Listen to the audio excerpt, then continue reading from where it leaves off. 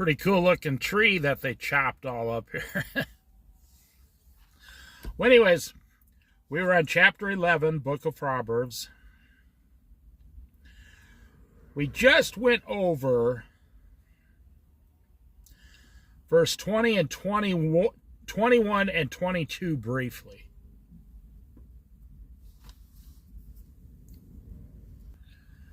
Now, we did go over 21 in great detail. That was the majority of the last Bible study.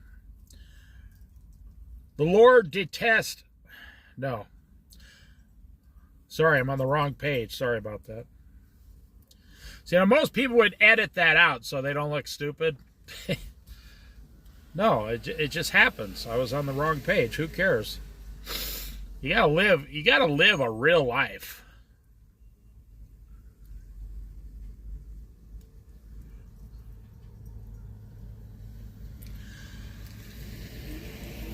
Verse 21, the last Bible study. Be sure of this, the wicked will not go unpunished, but those who are righteous will go free.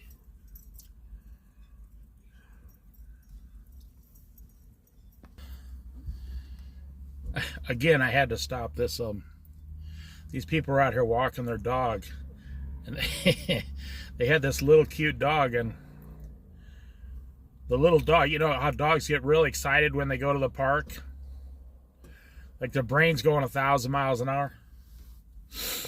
This dog tried to come over and jump in my vehicle thinking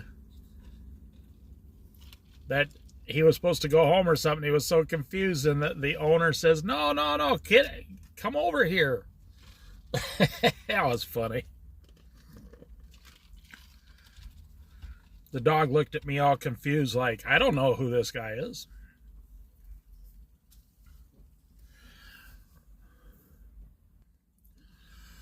Nothing is more loyal than a dog. I'm telling you, there's no human on earth that's that loyal. I mean, when you come home, and if you have a dog, your dog just goes berserk. Your dog jumps up and down. You're the greatest thing this dog's ever seen. I bet your husband doesn't do that, or your wife. You come home and everybody jumps up and down. Yeah, he's here. And they start slobbering on your face. And no. No, they're like, oh, hey, your dad's home. What's for dinner? We haven't even started dinner yet. Now that's reality. So we went into great detail. Be sure of this, the wicked will not go unpunished, but those who are righteous will go free. And then verse 22, we touched on it briefly, like a woman. Like a gold ring in a pig's snout is a beautiful woman who shows no discretion. Boy, I tell you, you don't want to be married to a woman like that. Not as a Christian man. I mean, if you're a wild, crazy person, and you're just trying to get all the crazy party times you can before you die and go to hell, that's the kind of woman you want. I don't want my woman, so to speak, I'll say woman like the Bible. I don't want my woman walking out of, say, I don't know, the bedroom or something in front of all my friends half naked. No, I'm a Christian. I have standards. I don't want my friends looking at my wife in that way. That's supposed to be between the man and the woman. It's a private thing that God gave as a gift to those two people. So it says here, a beautiful woman who shows no discretion. Now, I'm going to teach you something about the Bible. Sometimes you have to read the verses backwards. Have you ever heard that before? Now, ministers will talk about this, preachers. Sometimes the verses make more sense if you read them backwards. Now, listen. Like a gold ring in a pig's snout is a beautiful woman who shows no discretion. Now, we're going to read that backwards. Listen. Like a gold ring in a pig's snout is a beautiful woman who shows no discretion. Now, we're going to read that backwards. Like a gold ring in a pig's snout is a beautiful woman who shows no discretion. Now, we're going to read that backwards. Listen. A beautiful woman without discretion is like putting a gold ring in a pig's snout. See how it tends to make a little bit more sense to our brains today? Now, this is how they used to talk for the last 2,000 years. We don't talk that way today. I'm not trying to change the words. You never, ever want to change the words or the meaning. No, no, no. Otherwise, the Bible gets all screwed up. But what you want to do, sometimes in our society, I mean, we got words today that are, we don't talk backwards like the King James Bible. Thou comest over to my house tonight and sitteth for a meal. No, that's not how we talk today. So some people don't really understand what the King James is talking about. It means come over to my house and for dinner tonight. But we don't talk that way. But you don't want to go the other way and be like, oh, I read the Bible and it told me to go to Taco Bell tonight. No. You don't want to go the other crazy way either. But I'm just trying to teach you something I've never brought up before here. Sometimes if you read the verses backwards, they make more sense the way we speak today. And it'll give you, deeper perspectives. It doesn't work on all the verses.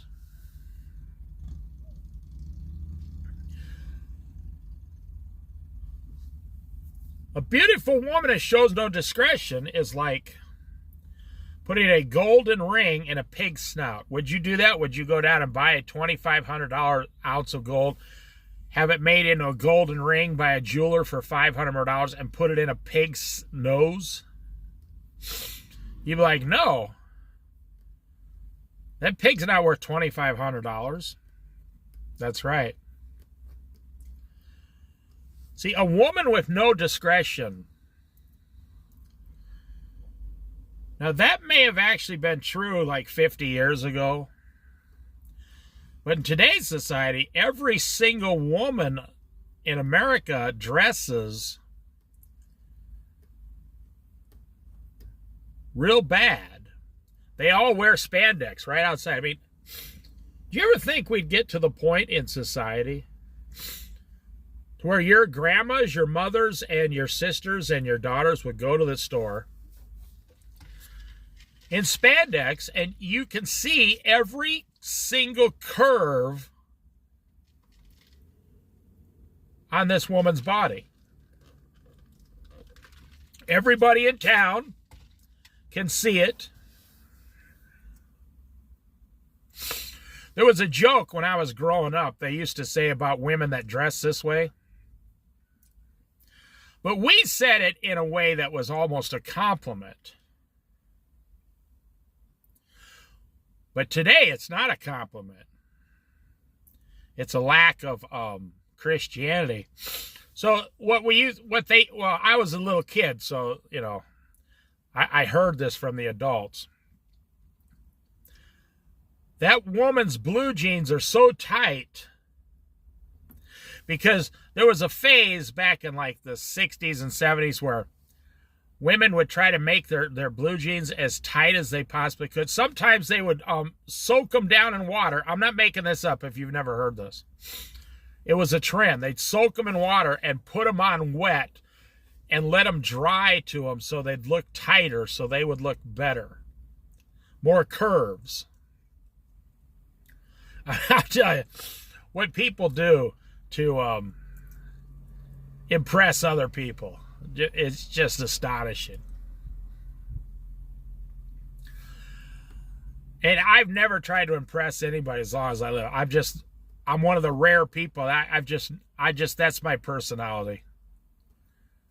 I already know 50% of the people are going to hate my guts. Just the way it is. So I'm not going to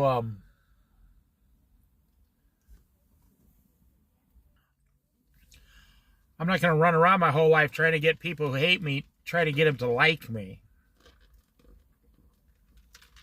No. So, now think about it.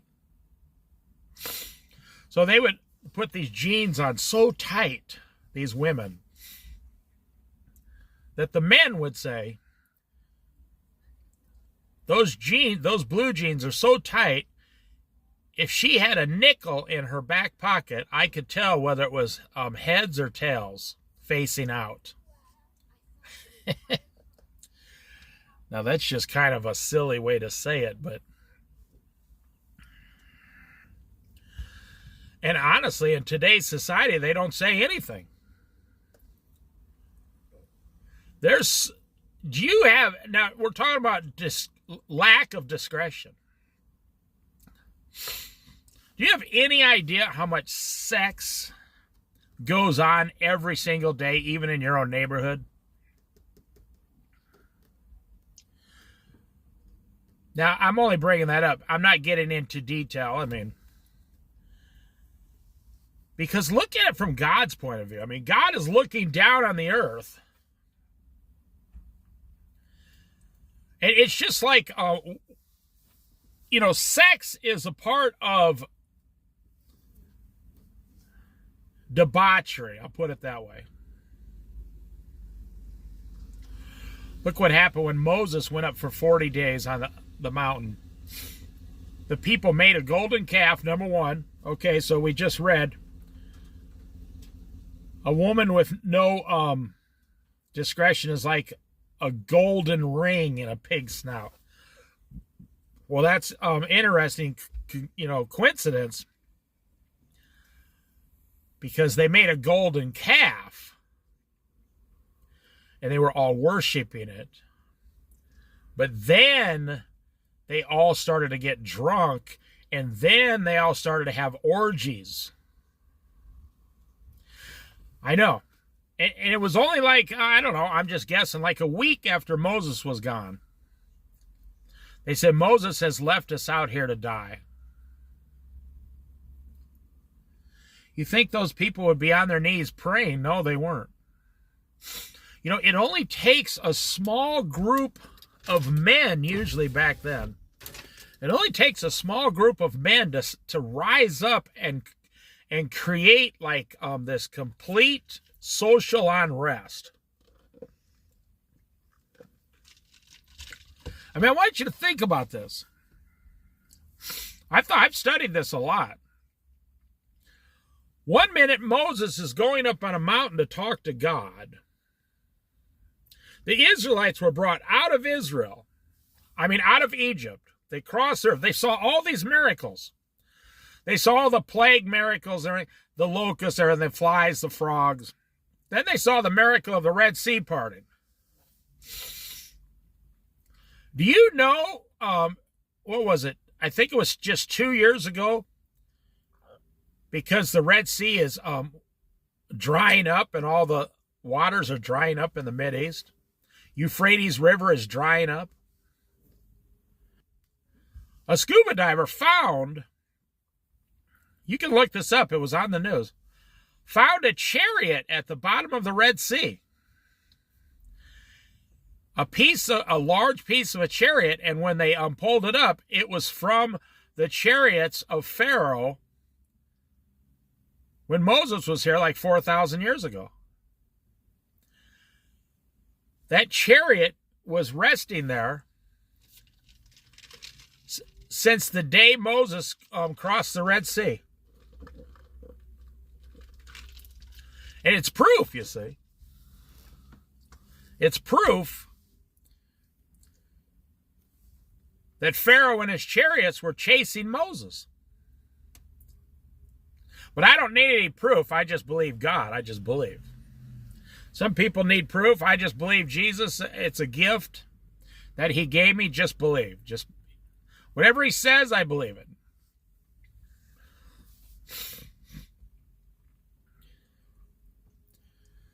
But in today's society, Everybody was having sex with everybody. Okay, so back then they all started having sex, okay? Sodom and Gomorrah.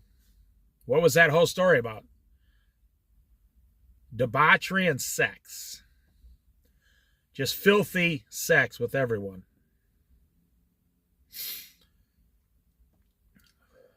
But you know, in today's society, Gen Z is afraid to have sex. You can ask them. They want no children, no wife, no husband. That's why you're seeing a lot of young girls become lesbians today. And you're seeing a lot of young men just live with them by themselves only. You know, think about it. It was only 40 years ago. Me and my friends would all pile into a car, try to go down to the dance club or whatever and talk to some girls. We would proactively seek these women out to talk to us. And they knew young guys were coming down there, and they were hoping to meet their future husband. But in today's society, they proactively go out of their way to avoid having women come towards them. So we've gone past debauchery. We've gone past, if you're a person that looks at pornography a lot, I guarantee you're over 30 years old. Or if you're looking at a lot of pornography and you're 25 years old, the rest of the people around you aren't doing it. Your age group. If you're talking about getting married before 23 years old or whatever,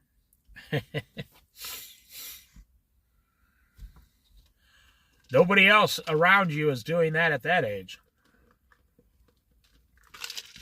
They say the wedding business has been cut like by 60% in America.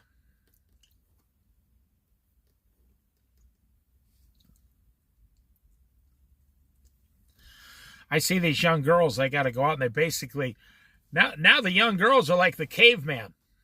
They got to hit the young guy over the head with a club and drag him back to the cave and say, okay, we're together now. Here's a video game. You can play video games in the corner, but you're my new man. And the guy says, video game? Okay, I'll play video games. I'll be your boyfriend if you play video games. I see it. I live around it. I see young couples living around me. That's what they're doing. The woman is completely in charge. She is the aggressive one. She's only 23 years old. She is telling him what to do. I'm telling you how it is. A beautiful woman who shows no discretion.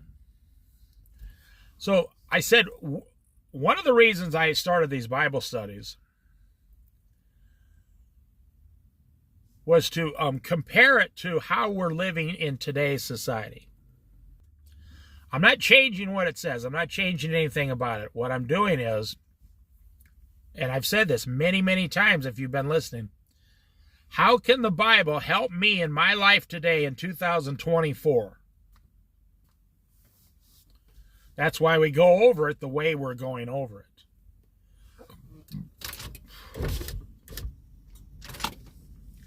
That's why I study it the way I'm studying it. How is this information going to help me?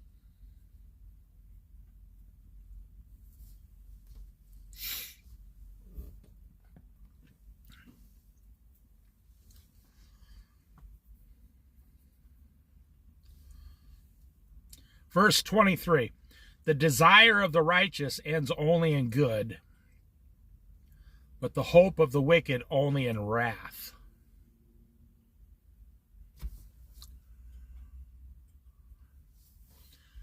See, the righteous have desires and the wicked have desires.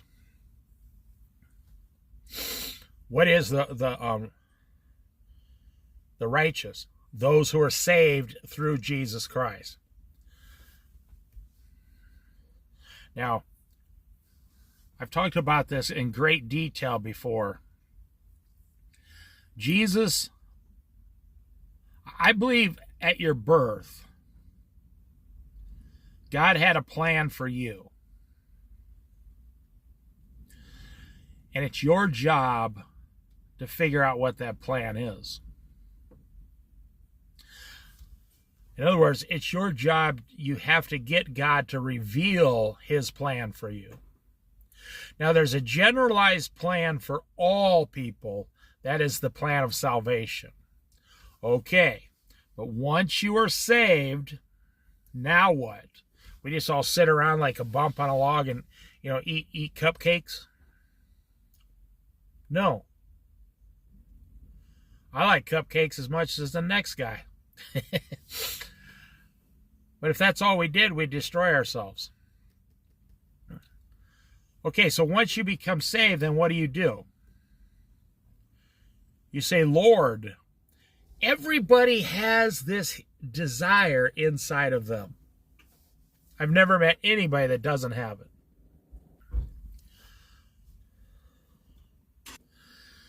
Every single Christian I've ever met and every single non-Christian I've ever met, I can meet a guy from India, he's got the same desire. You got to meet a guy from China, Mexico, it doesn't matter, Canada, the same desire. Same for every woman I've ever met. They have a desire to live a fulfilling life and receive fulfillment and receive joy and go to bed at the end of the night saying to yourself, today I accomplished something. Now I got a little sniffle in my nose. Now for Christians, we want to go to bed saying, Lord, I hope that my actions today and the works I did today glorified your name, Father. That is the only thing. So you get on your knees and you say, okay, I'm a Christian now. What do I do now, Lord? And the Lord says, well, just sit around and eat cupcakes.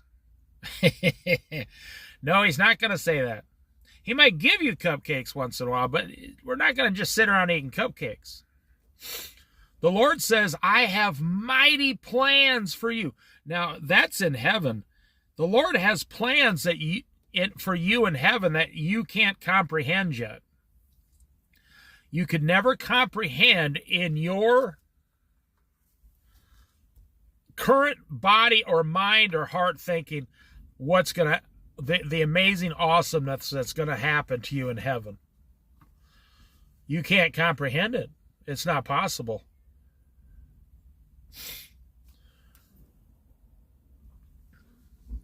But what about on earth? That's mostly what you're, now you want to live in general terms to glorify God's name, the way you act, treat other people, what you eat, the way you speak. But what you're really wondering, let's go back to the verse. The desire of the righteous ends only in good, but the hope of the wicked only in wrath. Wow. All their desires and all their hopes come to nothing but destruction and wrath at the end of their life. Outside of Jesus Christ. Now here, you got a problem.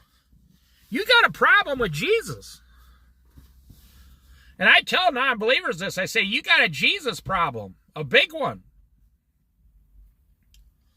They say, what are you talking about?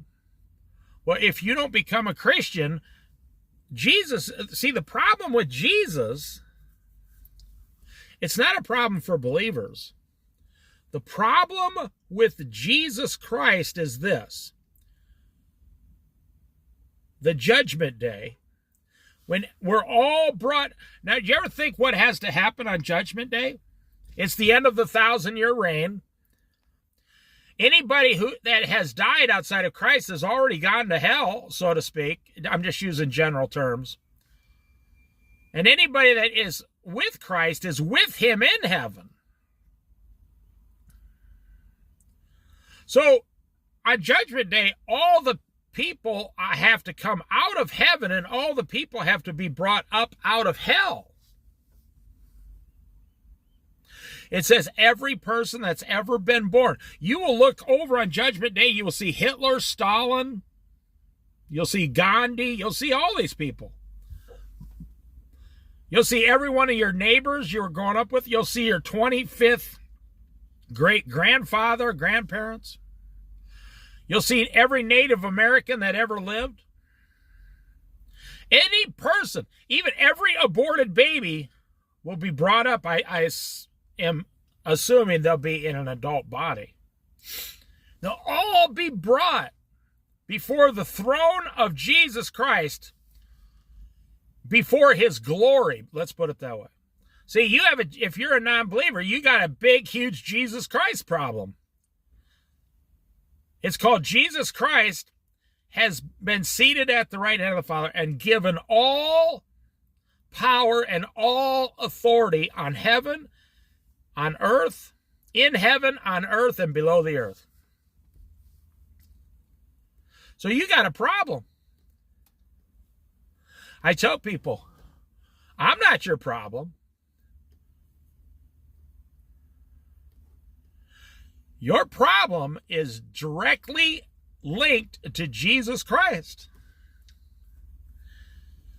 There's going to be two groups of people. Those who are already in heaven, he's going to say, come enjoy your many things for all eternity. And those who are actually already in hell, he's going to say, depart from me, I never knew you. They're going to argue with him a little bit. See, you got a problem with Jesus Christ. The desire of the righteous ends only in good. We will, not by our own good, but by the good of God, he will bring us into heaven. We're already there, actually. We've already served Christ during the 1,000-year reign of Christ, the believers. Now, there's going to be some that die during that time, and I believe that they're either going to go to a holding place, or the ones who, they'll go to heaven or hell right away. I'm not sure how that works. There's only been about, in my estimate, about 15 to 20 billion people ever lived on the earth. There's only 8 billion now. There's only been less than 15 billion people ever lived. So let's say 16 billion, just to make it an even mathematical number. I don't know if that's what it is. You can make it 20, that's fine.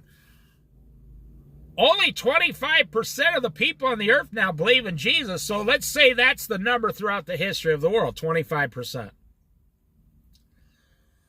So if there was 16 billion people that ever lived, there's going to be 4 billion people in heaven for all eternity,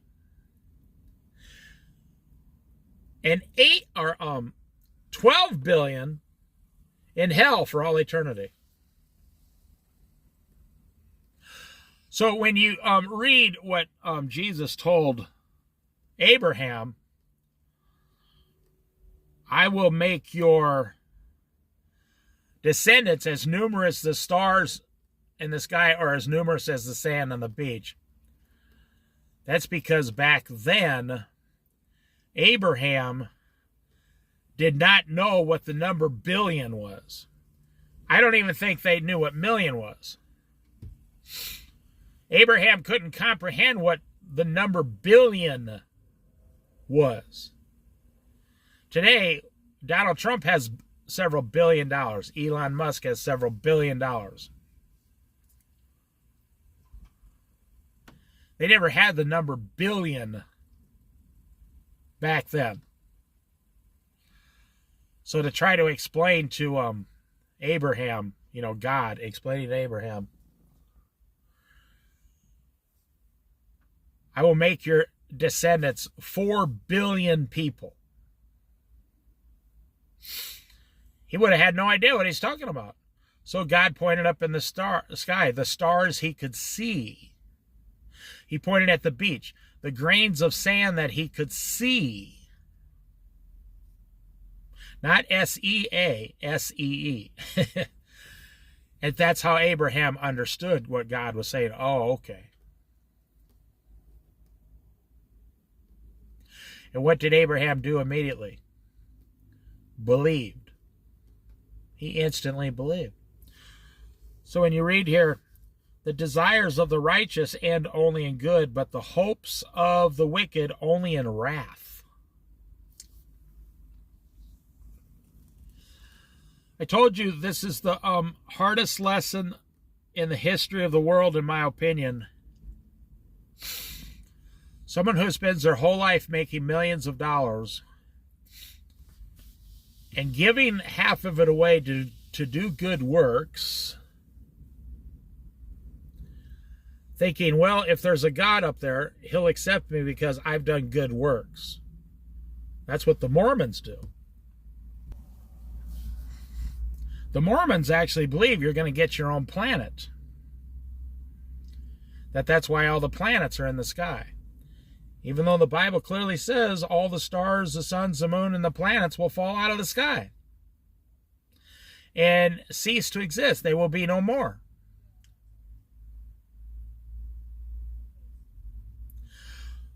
When you're in heaven, there's going to be, like 4 billion people. Now, I'm talking about the new heaven that came down and replaced the earth, the eternal heaven, the one that I think it's 2,200 miles long, 2,200 miles wide. It's a little bit smaller than the United States. Oh, that's not true. It's also 2,200 miles high, which I can't comprehend. Maybe try to think of it like the Star Trek thing. I don't know. Like the cube in Star Trek.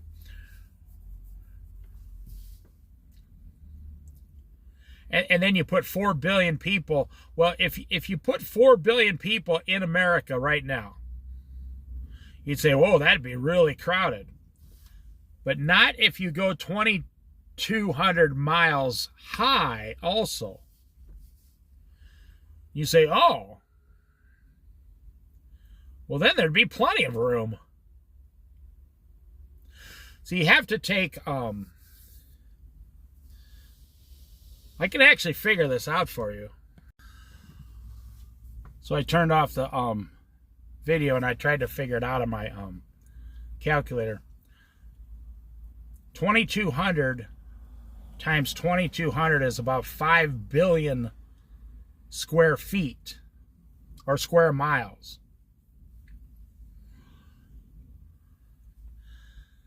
So right there, everybody has their own square mile right there. Then when you go 2,500, then you got to take it times 2,500 again. Or 2,200 miles. Now it's something like 10 trillion square miles.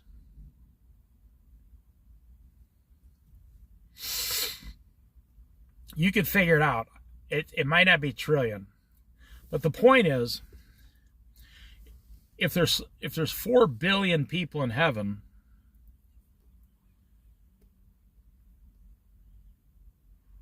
and then you take the dimensions, the square mileage of heaven, the cube,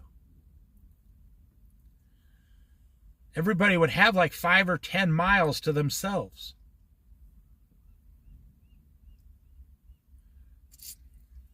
Now, I'm not sure how it's going to work. Obviously, I'm just talking. I'm going to end this Bible study here, and we'll try to finish the rest. There's only 8 verses left. I'll catch them next time.